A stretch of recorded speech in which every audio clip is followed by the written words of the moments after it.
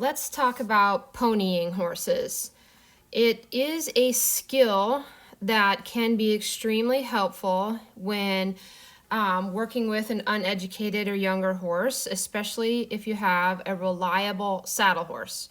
So my saddle horse here is Vanna, the Grula mare, and the young horse there is Kaya. And the biggest thing about this skill for me is that, first of all, I don't have enough rope handling skills to do this with a young horse that doesn't know anything about halters and ropes and sticks. So I do a lot of, prep work on the ground with just me and the young horse. And my efforts here with Kaya are to help her get okay with accepting information from me when I'm above her. You can see that as soon as I sat on Vanna that she got concerned. So if I can do this with her, with Vanna, and help her not be concerned about getting information from me while I'm on the back of another horse, that'll help ensure that our first rides can go smoothly and not have to have any drama. This is the formation I personally prefer when it comes to mounting my saddle horse and having my pony horse with me. Okay, I like to have the pony horse on the opposite side of my saddle horse, if at all possible, because I'm less likely to get tangled up in the ropes. The big thing is just going to be that if the pony horse is more dominant than your saddle horse, then they could potentially cause them to move into you, like move on top of you. So you got to be careful about stuff like that. The other big piece of this whole deal is going to be rope handling. You got to keep track of your ropes. You got to, try not to let your rope get between your saddle horse's front legs, get between your pony horse's legs, and you really got to make sure that rope doesn't end up underneath your saddle horse's tail. Okay, you got to really keep track of your ropes and your stick. It's really easy to get yourself in a bit of a bind here. So I get up on the mounting block, or I get up on my saddle horse here, and I'm just gonna spend some time loving on Kaya to help her get okay with me being in this position. She's never seen it before. This is the very first time I ever ponied her. She's been with me for a year, all right? So she and I have a relationship already. It's not, the first time she's seeing me, period. It's just the first time she's seen me on another horse. And, that can be a little startling to some horses. And so I just want to give her the benefit of the doubt, just sit here and take some time to allow her to get comfortable with that, context. And then all I'm going to do is kind of walk around and help her establish to her, for her, where I want her to be. I don't want her to be behind the hip. I don't want her to be in front of the shoulder. I'd kind of like her nose right at my knee just to start out with. So when she gets too far behind, I'm going to, use the halter to bring her up. And when she gets too far in front, I'm going to wiggle my rope just to let her know that that's not where our peace, love, and harmony lives either. That peace, love, and harmony lives right here, right? If you stay with me right here, everything's good. And, no pressure will come on, and otherwise I'm going to use pressure to define the boundaries. The other thing you can see here is that I have my rope folded in half and across my lap.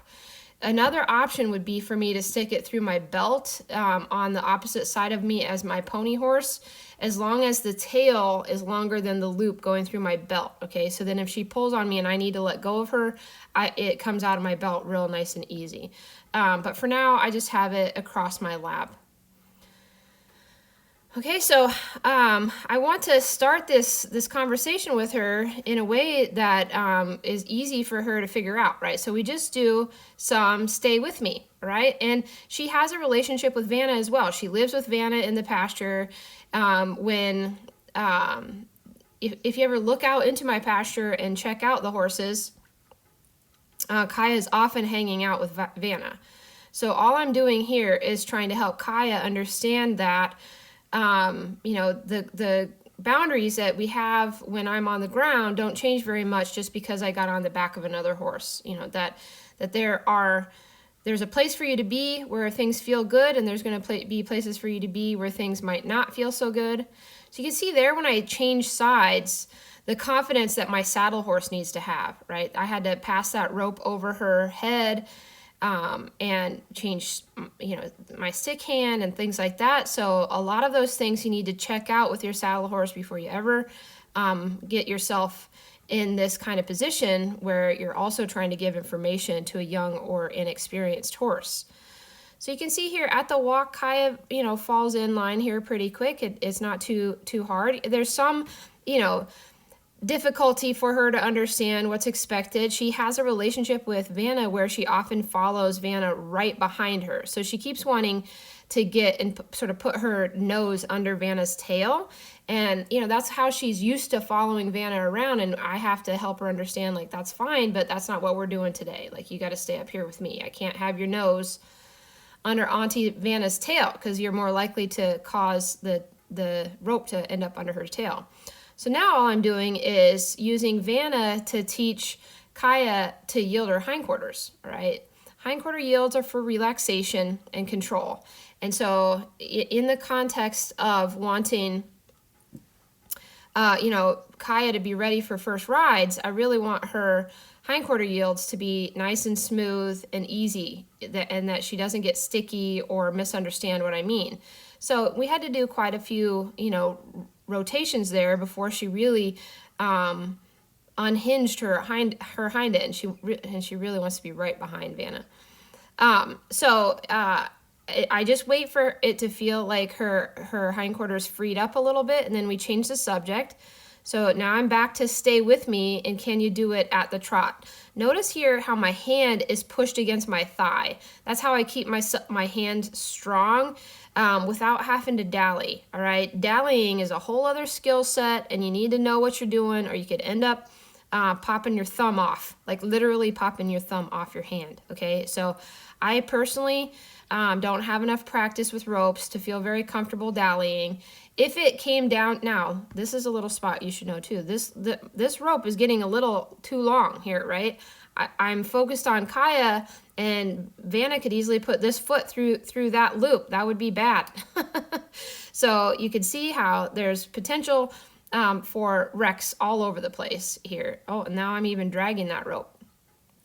Okay, and then the other thing is you can't let your saddle horse lean on you just because you're trying to train the other horse. So here I asked for the halt, and Vanna half-asses me, so I had to reinforce the front of the boat a little bit in order to keep things, the rules the same for me and my saddle horse. And then here Kaya got upset because I gave Vanna a correction, right? And so you got to let her know, like, that sometimes I'm talking to you and sometimes I'm not. And there's always a place for you to be where things will feel good. Just keep looking for the place to be where things feel good instead of pushing into things that don't feel good. So it doesn't take very long here. Like, I have it in double time because it's a longer video, and I don't want for it to be such a large file or for you to sit through such a long video, because this is just bare basics introduction, okay? So the horse training is the same as far as like pressure and release, boundaries, my expectations on responsiveness, and my goal for relaxation and connection is all still the same. So there I did the same thing on the other hip, and her hindquarters came, loose a lot quicker, so we walk off. I'm pretty sure I'm going to trot then on this with her on this side. You can see little by little she's starting to get the plan. Like, it's not a big deal, but she's real committed that she wants to follow Vanna from right behind her, which is what she does normally, right? So that's just, her wanting to fall back into a habit that's worked for her before. The other thing to keep in mind too is whether or not your saddle horse has a good temperament for this kind of stuff. Like, Vanna has always been real good about traffic, and she doesn't mind when other horses get close to her and things like that. Where if you have a horse who has a problem with, other horses getting close to them, then you're going to have to get that worked out with your saddle horse before you start trying to help, train your pony horse, right? So your saddle horse needs to be responsive, connected, and relaxed in order to be a good helper. And then, the training with my pony horse is not that much different than what I would do if I was on the ground. I just want my saddle horse then to be my legs, right? So that I can be more athletic and get above her the way I would be if I was riding her, and help her to understand that the rules don't change just because my proximity to her has changed. So I'm really glad that I gave this a go. I feel like, doing this quite a bit more before I think about putting first rides on Kaya will help to ensure that first rides go smoothly. I hope you found that helpful.